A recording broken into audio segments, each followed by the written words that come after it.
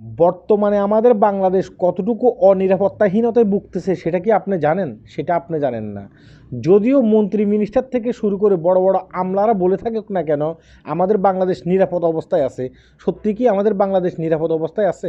কেন কথাগুলো বলতেছি দেখেন, সচিবালয় বাংলাদেশের সবচেয়ে গুরুত্বপূর্ণ সেন্সিটিভ একটি জায়গা, যেটা হচ্ছে প্রধানমন্ত্রীর কার্যালয়। প্রধানমন্ত্রী সেখানে নিয়মিত অফিস করেন।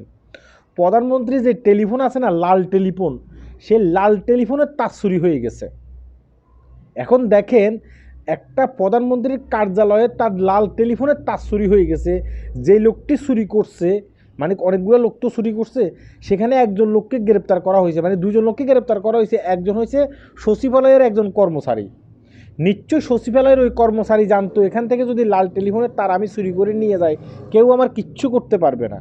এই কারণে সে কী করছে, সচিবালয় থেকে তার চুরি করে নিয়ে গেছে। আর কন্ট্রাক্টটা চুরি করছে যে তারের মাধ্যমে প্রধানমন্ত্রী দেখা গেছে কি মন্ত্রী মিনিস্টার থেকে শুরু করে বিশ্বের অনেক দেশের প্রাইম মিনিস্টারদের সাথে কথা বলে, সেই প্রধানমন্ত্রীর কার্যালয় থেকে প্রধানমন্ত্রীর টেলিফোনের তার চুরি করে নিয়ে গেছে।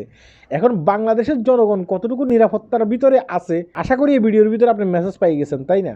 যদিও আমাদের দেশের মন্ত্রী মিনিস্টার থেকে শুরু করে বড় বড় আমলারা বলে থাকুক না কেন দেশ খুবই নিরাপদ আছে, দেশের জনগণ খুবই নিরাপদ আছে, কতটুকু নিরাপদ আছে আশা করি বুঝতে পেরেছেন। হ্যাঁ, আল্লাহ হাফেজ।